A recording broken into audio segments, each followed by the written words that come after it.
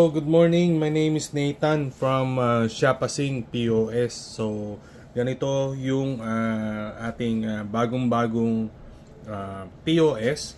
So, very sleek yung design niya, no? Slim. And ayan, so meron siyang customer display. So, try natin mag-punch, no? Okay, so ganyan lang siya mag-punch. And yung mga categories nandun lang sa taas, no?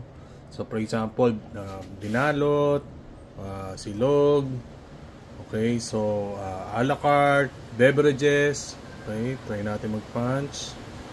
Okay, so pwede rin yan na may mga options, no? Sizes, okay, pwede rin siyang sugar level, yan, so depende, pwede nyo i-set up, no? Okay, and of course, kung i-check natin yung customer display, ayan, so nagre-reflect dito yung details ng mga order ni customers, especially for the food, no? Kasi siyempre pagka sa food, usually bine-verify pa natin, no? Nire-repeat order pa natin kung walang customer display, kung tama yung order niya. With this POS, so nakikita na, nako-confirm na ni customer yung mga kung tama yung order niya, no? Nandoon sa display. So papa-confirm na lang ni cashier.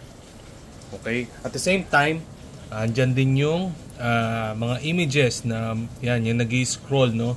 Unlimited yan. So pwede kayo mag-upload ng mga marketing images nyo na automatic nag-i-scroll yan, no? For marketing purposes.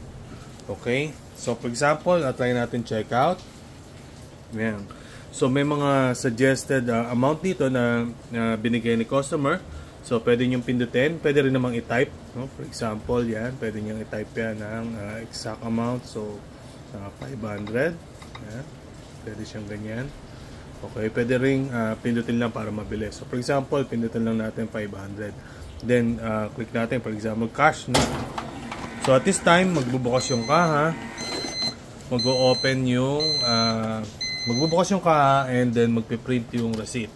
So meron ding pwedeng may picture ng logo ng inyong store doon sa resibo, and at the same time yung order slip, okay, magpiprint siya. So actually pwede tayo mag-set up ng mga separate printers for kunyari naka-separate yung inyong kitchen, so doon lalabas yung order slip.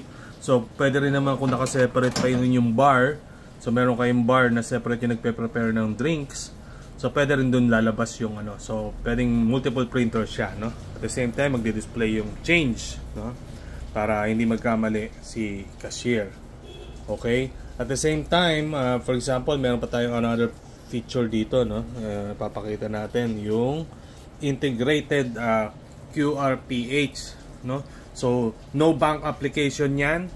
Available na yan sa ating POS. So pag pinrest nyo lang yung QRPH and continue, magge-generate na yan ng QR code, no? Na magdi-display dito sa ating customer display. So pwede na yung i-scan using yung GCash app or Maya app or BDO app ni customer. So i-scan niya lang yan.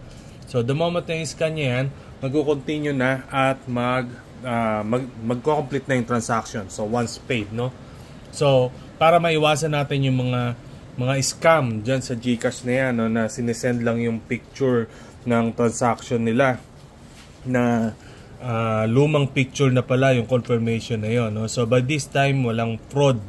So kailangan nilang i-scan yung QR code na yan, and once successful, automatic madedetect na ng ating POS na successful talaga yung payment nila.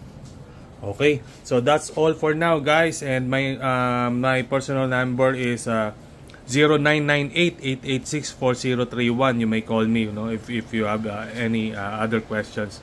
Thank you and good morning.